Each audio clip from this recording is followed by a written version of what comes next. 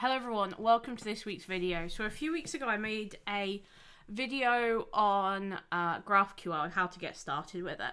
And in that video I said I'm going to come out with a demo soon. And this is it. This is the demo. So today what we're going to be doing is I'm going to show you practical GraphQL hacking. I'm going to show you how to get set up with the tools, how to write queries and mutations. I really recommend, if you haven't already seen it, watching that video first and then watching this video. But if you kind of watch it and you kind of remember it, don't worry. But first, the first thing we've got to do is we've got to thank our sponsor. This video is very kindly sponsored by Integrity. Integrity is a really fast-growing bug bounty platform. So what a bug bounty platform is they host like the targets, they host the reporting functionality, and they also pay out for the bugs. So because they're growing so quickly, there's actually a lot of opportunities there, not just with like private programs, but also public programs as well. I really love working with them because they're huge supporters of the bug bounty community, sponsoring not just my content, but other creators too.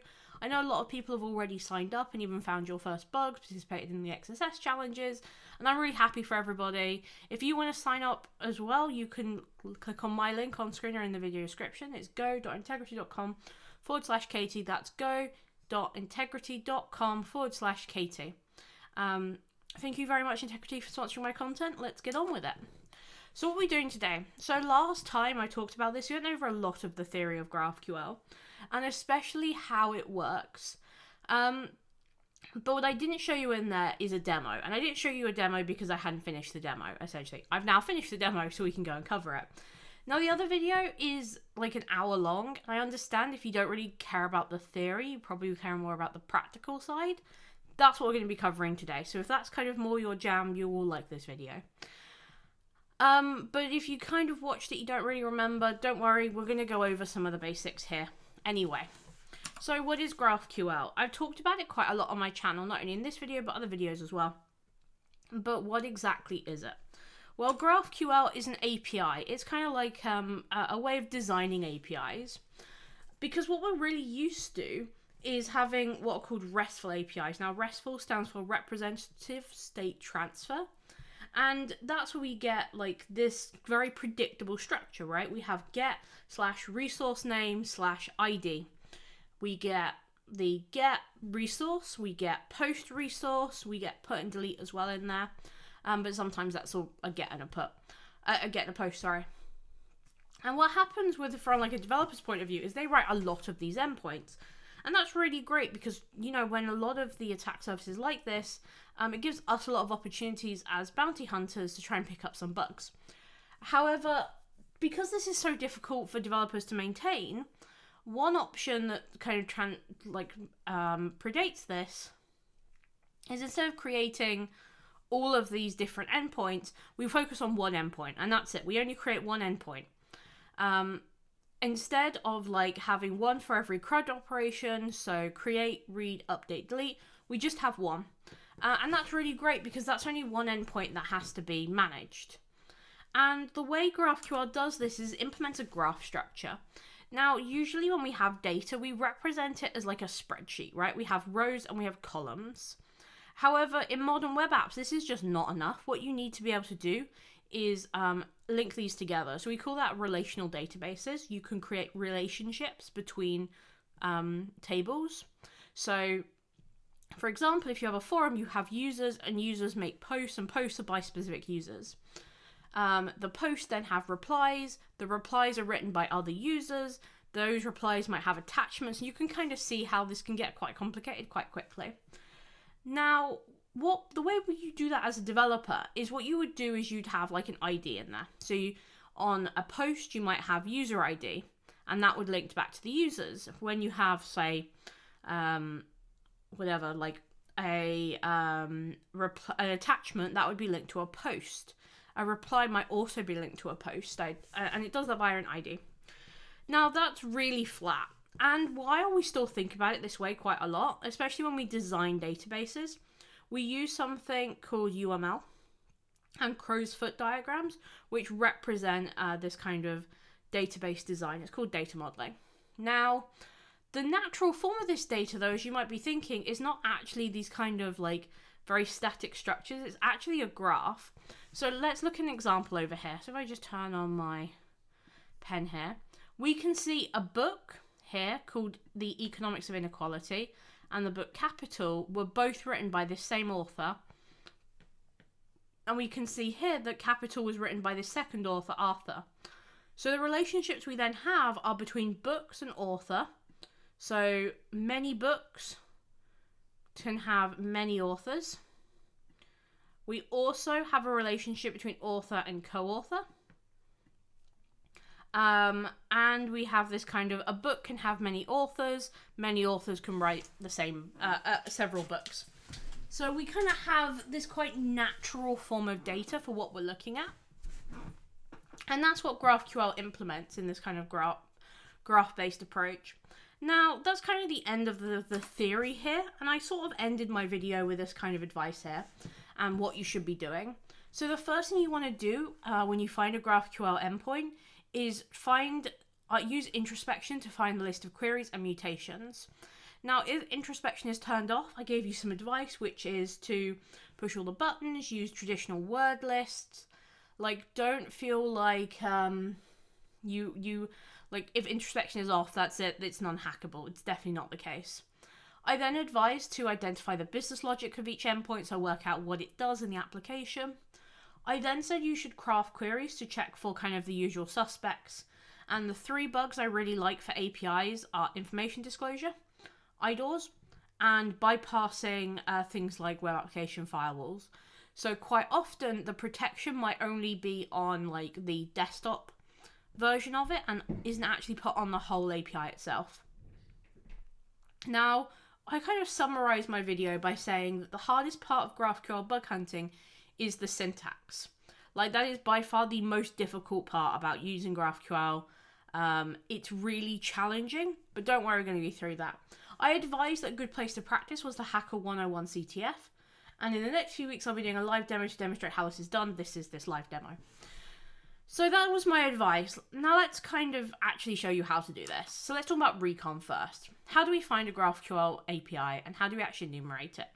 So where do we find GraphQL? Well, we find GraphQL in the same place we find any other API. There's nothing special about GraphQL which makes it like, you'll always find it here, or you'll never find it there.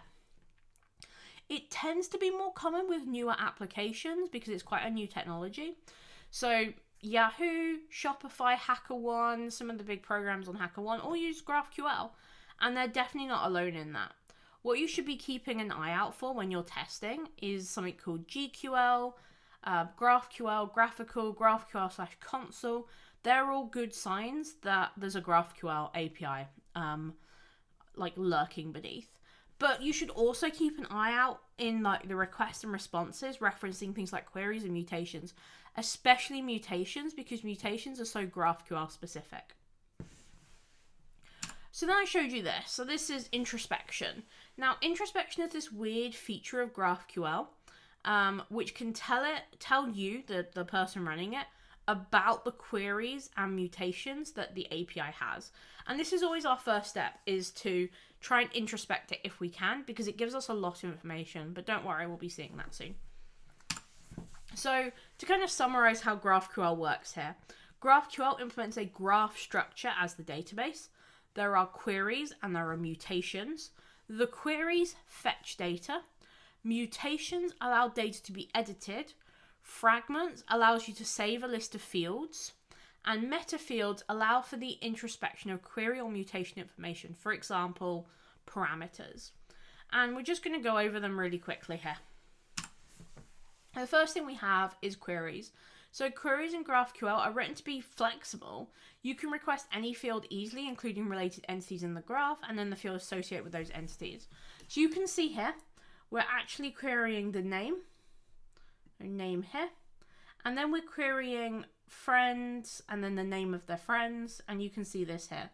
Now, this is then accessing the graph, right? So if we think about it like this, we've got this kind of connections like so. So these ones are in friends, and this one is our root. Okay?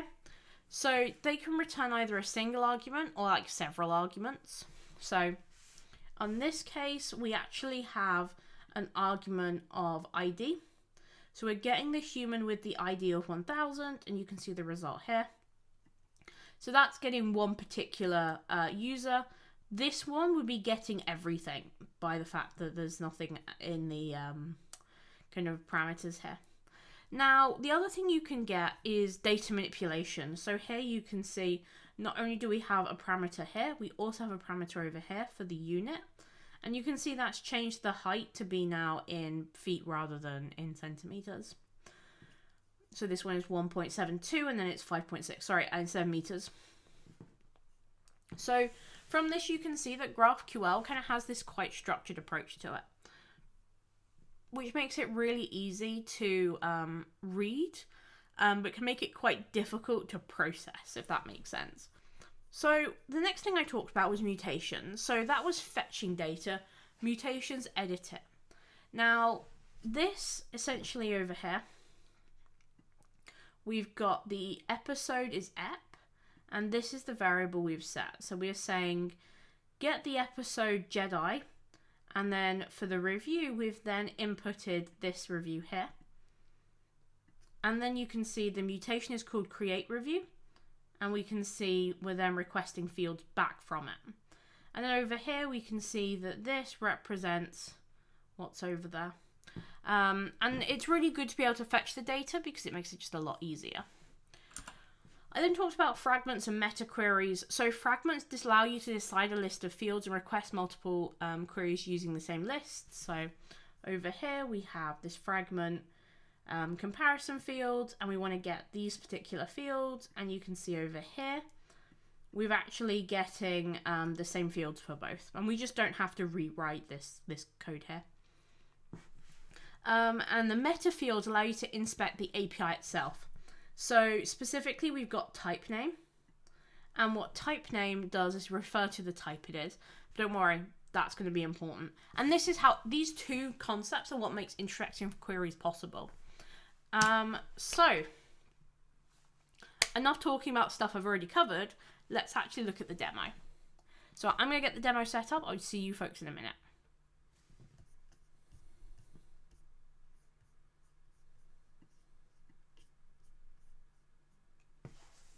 Okay, so we're back. I'm using Burp Suite Community Edition. Some temporary projects, and press next. Use the defaults, let it start up here. And put it on this screen. Okay, so what we want to do is just open up the embedded browser. Now you don't have to use the embedded browser. It's just kind of convenient at this point. And my API is located at 127.168,000. And I'm sure for a lot of people who have already seen quite a lot of my other API videos, you'll be familiar with Generic University, which is my kind of API demo here. Now, the first thing I want to find out is, okay, does this have a GraphQL API? Like, let's start there. So what we're going to do is we're going to go here, open up this, and open up, say, let's open up login, send to intruder, and we put a little Simonian symbol here. Because what we want to do is see whether or not we can find any GraphQL endpoints. Now, what I would recommend is to just keep an eye out for them as you're hunting, rather than like searching for GraphQL. But in case you do, you can go in here, and we're going to search for our usual suspects. So GraphQL, GQL, which I've seen before, QL sometimes. We might find console GraphQL. There's also graphical. So that is a GraphQL visual thing, like IDE that's in the browser. So I'm going to press start attack and press OK, because we don't need it to be that quickly. And we can see here that quite a lot of these have returned 404s, but actually we have got GraphQL and graphical. Now, I'm going to start out with graphical. However, we're going to assume that this doesn't exist for later on in the demo. So what graphical looks like is this. And what it usually has on the side here is the documentation. Now, you can see here we can look and see all of the queries. So how do we actually write a query? How do we get every single user, for example? Well, the first thing we need some curly brackets. And then what we're going to do is we're going to do users, open curly brackets, and then what we want from them. So let's get the ID We'll grab the name, and we can grab anything from this list here. So I'm also going to grab the password, and I'm going to press OK, and you can see it's loaded here. Now, if we want to do this with the raw GraphQL API endpoint, so we're going to go send to repeater over here. We then want to do query equals, and then we put our query in. So our query in this case is everything here. Just this.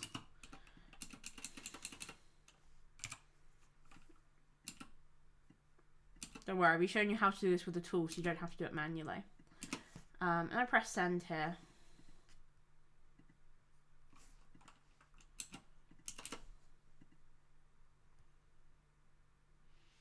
I don't really like it.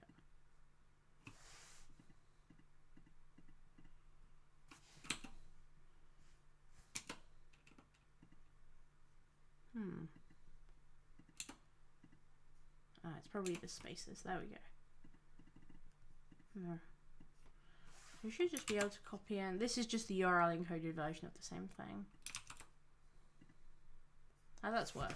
Oh, it's probably because I didn't do the URL encoding properly. So if I go down here, we can see we've got all of the same users as we've got here. Now, if you do want to like get this done and see this version, the kind of URL encoded part, if you go in Burp to decoder, you paste that in, and you go encode as URL, copy this, go back to repeater and put that in your query string, press OK, you'll see when I mouse over it, it's the same one through the URL encoding. So that's how we write a basic query. Now, okay, we also need to find out how to kind of get these fields, like get a single user. So the way we do that is, I said before, we can go in here, and as you can see, we've got a few usernames, so a few users who just have the password. So if we go password, we can give it a value here and press go, and you can see we've grabbed every user which has the password. We can go here, go to ID, and make it ID 9, and it will only grab the user with the ID of 9. And we can keep on doing that. So we can do that for any of these. Now, the best way to read this is the kind of stuff we can put in the brackets. If we click on user, this is everything we can grab. Now, when we click this, we can see we actually can get associated fields. So let's have a look and see what this person's grades are like. So if we go grades, open curly brackets, if we click on grade here, we can see what's in it. So let's do grade, and let's do comments, and press go, and we can see all of Brian's grades here. And we can carry on, and we can go down here and go, okay, but what classes are they for? So if we then put in class, and we go to uniclass here, okay, so we get name, and then description maybe. And then press OK, and we can see, oh, class is null. Why is class null?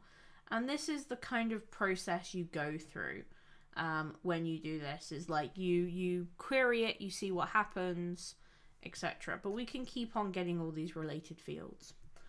Right, so that is queries. Let's talk about mutations now. So mutation, we can go user, so same thing, open curly brackets. But instead of writing like user, we're going to write user it needs to be mutation. I'm going to go user mutation, okay? So this, then this. So we want to return potentially their name.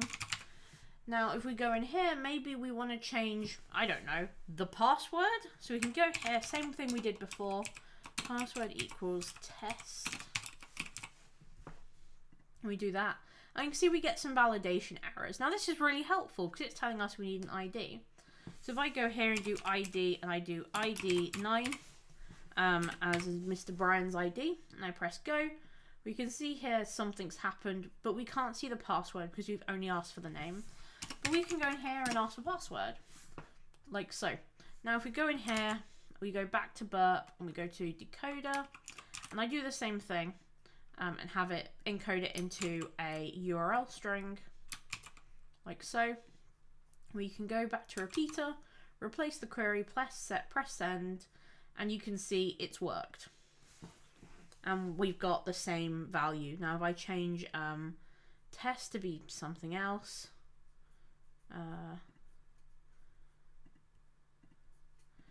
maybe I'll change it to random characters, show that it's actually working on this. I'm going to go here, press send, and you can see here we are able to change the password. There's no difference between graphical and GraphQL in terms of what it can do. But what if we don't have access to this? Because the only reason we know we can see this is because of graphical, right? And I just said graphical can just be turned off, and we can just be left with this. So how do we actually query this? Well, we want to do something called introspection. So what I'm going to do is I'm going to go to a thing called payload all the things.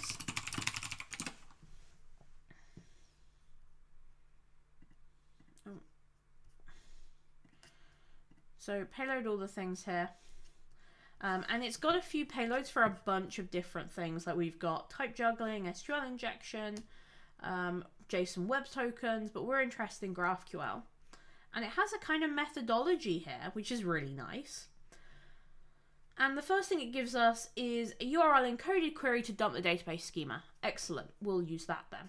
So we can go here and we can paste that in.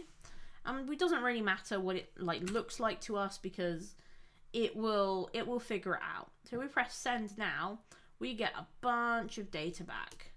But how do we actually do anything with that data? Well, what this tells us is all of these different types, and we want to use something called GraphQL voyager. I'm just going to take all of line 9 here, change schema, introspection, paste that, and we're just going to go up here and just remove the kind of header stuff, so it's just the data display.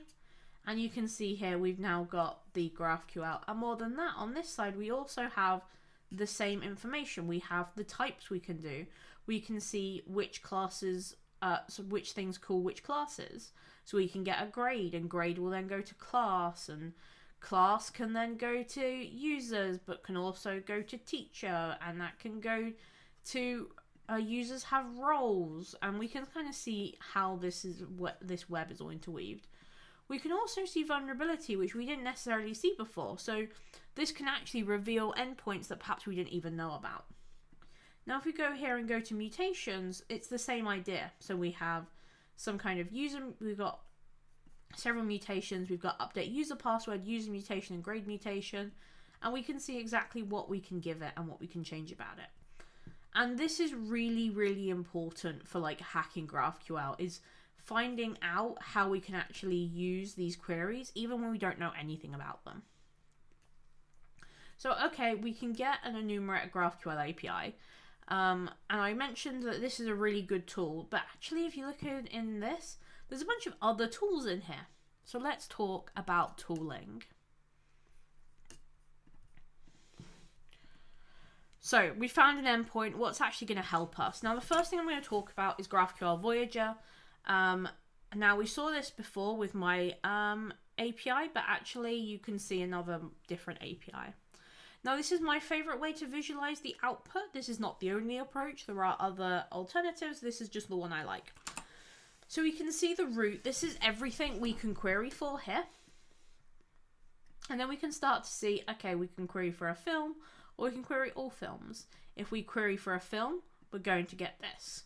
We can then see there's a connection to species, to starships, to vehicle, to person, to planet. We can see it was created, edited, that there's an ID associated with it, that there's a title. We can see there's some kind of link here to director, probably to list of actors or directors. Now on the side here is what I was showing before, is that we actually have the same data that we would get from using graphical in GraphQL Voyager. If I just remove the ink here.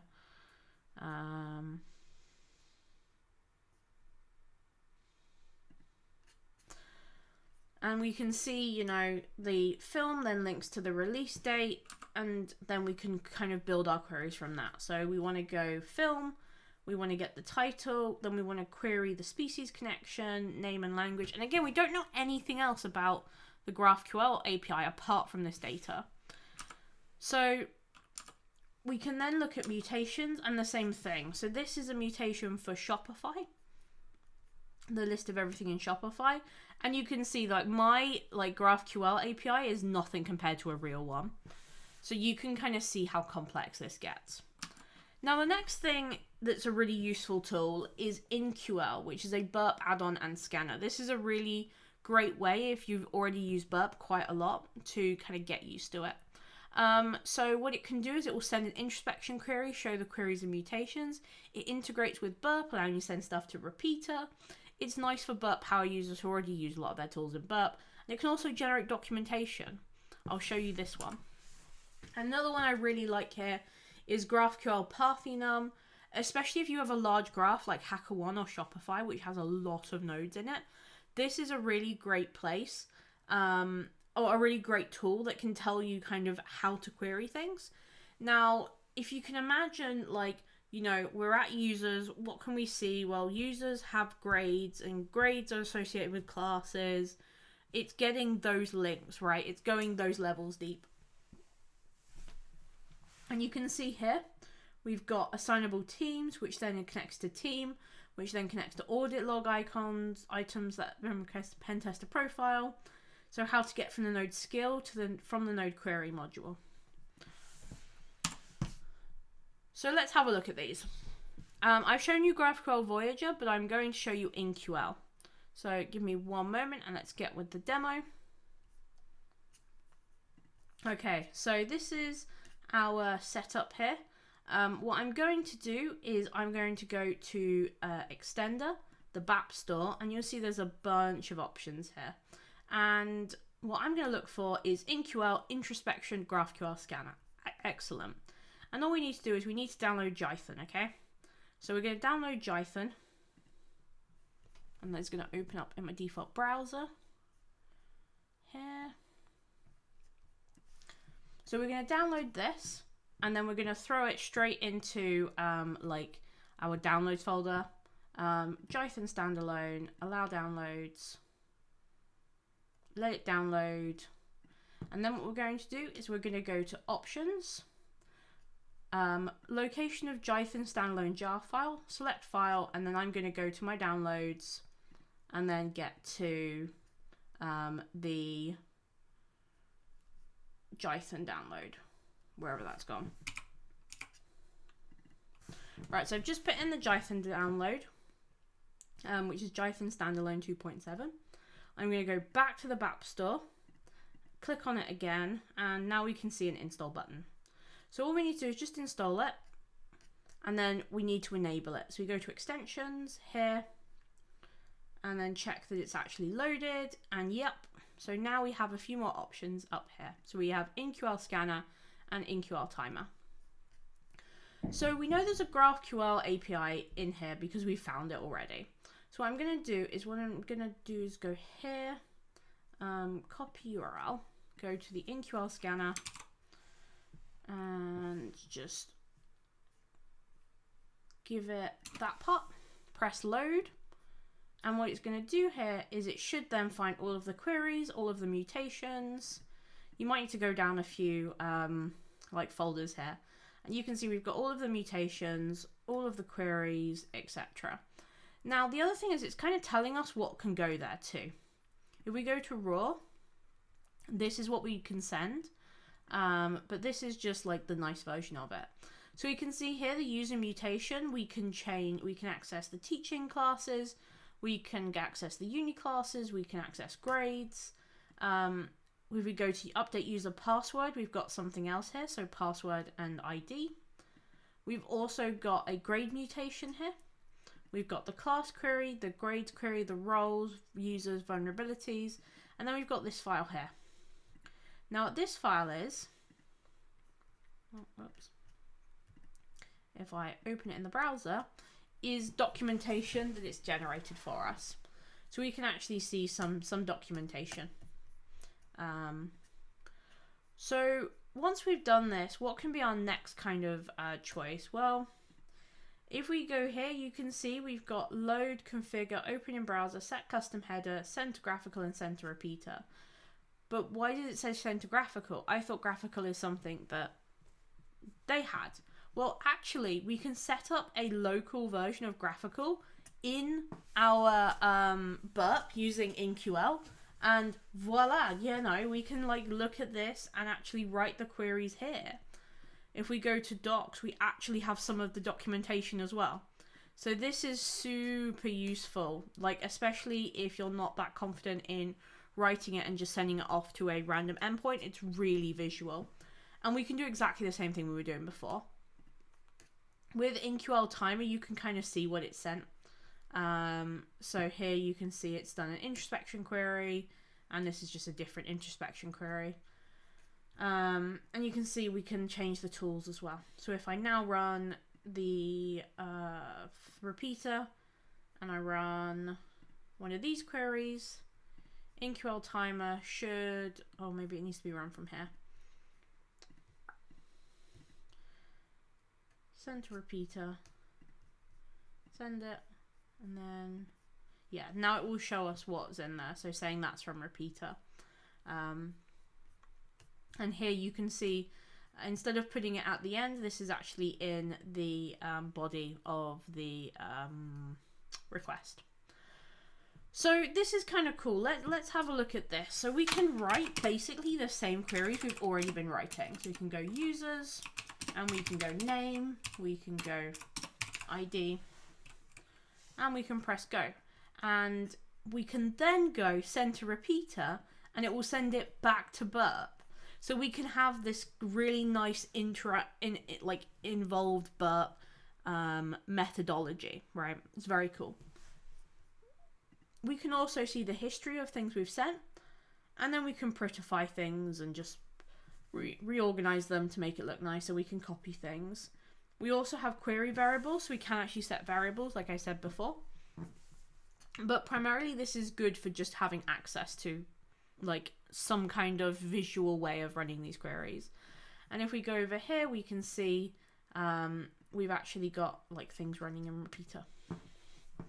So cool. That is the end of my GraphQL tools demo. Let's talk about hacking GraphQL. How do we actually hack the API? And this sounds like kind of an easy question, but if we can access all of this stuff, how do we actually turn that into bugs? Because that's what we care about. So the common GraphQL bugs are actually the same as API bugs. I think these three options here are by far some of the easiest bugs to find for beginners when you're starting out with API hacking. Information disclosure, IDLEs, bypassing client restrictions. Now, again, the only thing that makes GraphQL special and different is the syntax. The bugs are the same, and I promise you the bugs are exactly the same. So this is the first thing we're going to look at. A staff member with no permissions can edit a store customer email, $1,500. An undocumented GraphQL API endpoint allows you to change a store's customer email. This is what customers see when emailing a store. The impact is reputational. Very simple IDOR. And if you look here, what they've actually sent is they've got like the cookie and the post, but they're not actually doing very much. Like, this is not a really complex. This is just a very simple IDOR. All it required was testing it. We then have disclosure of payment transactions for programs via GraphQL query 2,500. This is a really simple information disclosure. One query just didn't have an authentication method associated with it. So it would turn information, payment transactions, to anybody when it should just be returned to team members. And you can see here the actual query. It's not that complicated. Like, they're using fragments, sure, but only because they don't want to write this one out more than once. And then you can see that they get all of the data back. So really, like, these GraphQL issues, primarily they are IDORs and information disclosure and usually just require testing the API, not running an automated tool, but testing it manually. So going back to what I said our approach was, we've kind of done the introspection part. We know what the easiest two bugs are, which is information disclosure and IDORs. So let's actually have a go at hacking this. So we looked about how we could kind of do the recon and understand it, but let's actually hack it. So I'm going to go back to the demo. So this is what we've got. This is what we have access to. We've got our GraphQL Voyager. Now, what immediately stands out? We've got a query of vulnerability. Now, we don't necessarily know what that is, but that might be something worth investigating because maybe that's a bug. So I'm going to go in here and I'm going to do vulnerabilities. And let's get, what can we access? We've got the reporter and the issue and information. So we'll do reporter, issue, information. So I'm going to press go. And whoops, the first thing we get is unauthorized. So this might be the case that will never be authorized, but let's see if we can change that. So if you've seen this demo before, you actually know that this API has a register endpoint that isn't public. So we can register for an account, and I just need something that looks close enough to an email address.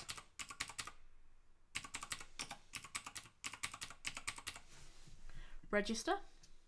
And now we can refresh, and we should have some cookies associated now. Again, HTTP history, and you can see here we've got cookie and Laravel session. So I'm going to copy these. I'm going to go to our InQL scanner and see if we can run the vulnerability query with a custom header. So this is the custom header.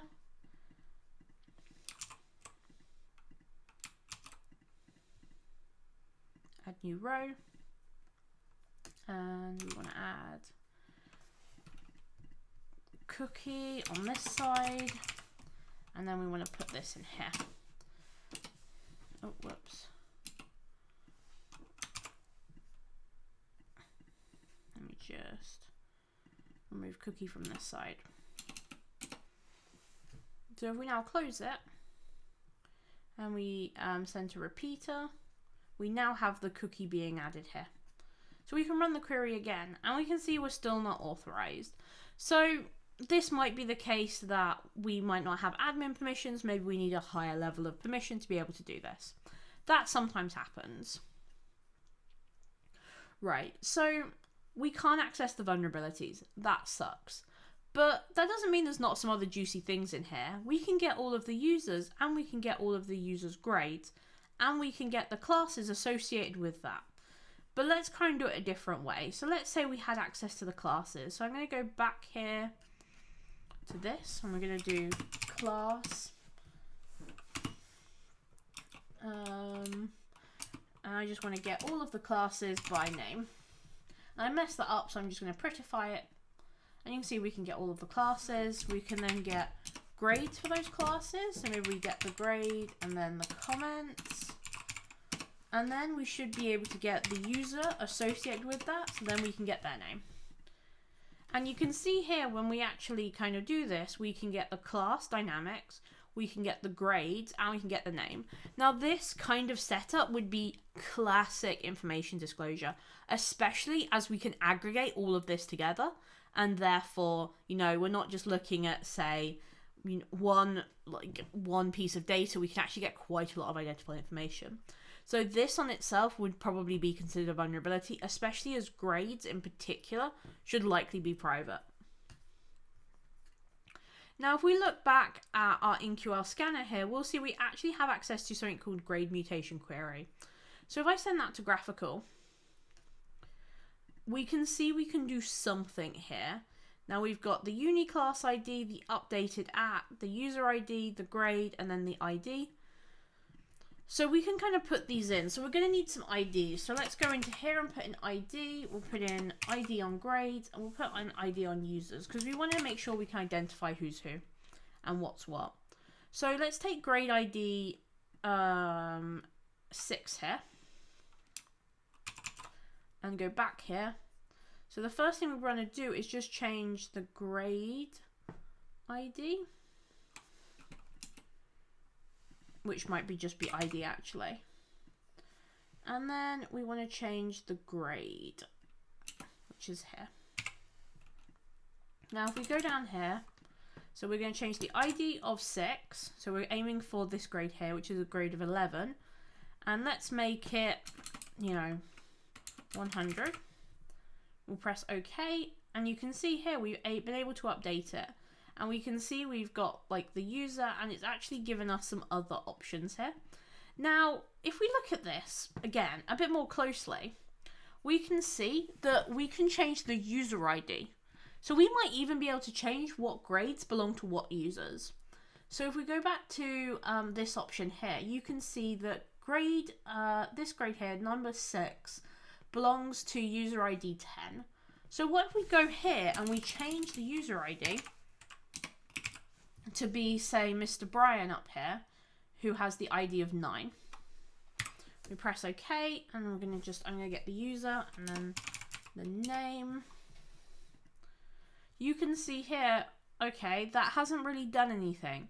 So is user ID actually changing? And this is kind of what you need to like poke and prod at and see whether or not you can change. So the question is, you know, why is user ID there? That would be something worth investigating. Can we change the uni class ID? We probably can change the updated at. We can probably change the comments. This is when we'd like to then look at the kind of wider reaching impact as well. Now, being able to change a grade is obviously a vulnerability, especially as you can change a grade when you don't have permission. It's an idle. But not just that, being able to then assign the wrong person to a grade can also be a really interesting vulnerability. It's still an idle, but it's a little bit more complex. Right, so we know we can change a user. Now, one problem we have is we have this user mutation, and we showed before by just going here, send to graphical, and let it run. I said before that it's not like that. Oh, did it load? Okay. So I said before that, you know, we can go up here and we can try and change the password. So before I went up here and I said ID 9 password hello, and we can press go. And if we go down here, we can see, oh yeah, I am getting the password hello. Now the problem is we're never going to actually be able to log in as that, because just getting hello as the password, like, we can't log in because we know that there's some kind of protection usually. Now what we do notice here that we haven't seen before is an update user password query. Now if I send that one to graphical, here we can actually change the password code to something. Now if I change that to ID 9 and we scroll down, you see actually the password is not code but like this random string, but that means it's encrypted something. So if we go here and we go to generic university and log out, we can log in with this, and then the password is code because it's in the password field there. And you can see we can log in as somebody else. Now this is kind of interesting because we can see there's roles. So let's query for roles. So we're going to go query roles, and let's find out what every role is and then which users have which roles. And we're going to need an ID and we're going to need the name. So if we press go here, we can see there's an admin role, but we don't know who has it. Okay, that's fine. It hasn't been configured properly. So we go this. We're looking for somebody with a user with a role ID of 1. So if we go back to users, we can query that. If we do this, we can go role, and we should be able to do. We may not be able to get the role ID. So we want to look at different ways of doing that. So let's get all of the users again and see if we can query their role. So we want to go both directions. Oops, role. And then I would like the name of the role, please. Okay, so now we're seeing it. So we've got a role of student, student, student, teacher. So we might want to look at Dr. Catherine Jones' account. But we're really interested in this one here, right? KC Manti, admin. So he's user ID 14. So let's have a better look at him. We're going to do ID 14. And we will look at the password field. We don't really need the role. So you can see here the password is set to password. It's not got a thing associated with it. So if we go back to, I am going to put the mutation. So if we change this from query, to mutation, and we change this to update user password. So our ID is 14, our password should be, I don't know, testing, and then we'll press play here. You can see update user field requires argument ID to be a string. So we'll just put that in a string, press go. You can see here we've managed to encrypt a password of testing. So we've got a regular account, but now we can actually access an admin account. So we need that email though to log in. So this is the email address. This is the password, which is testing. We can log in and you can see we've able to log into an admin account. If we go and look at the admin endpoint, we can actually see the vulnerabilities.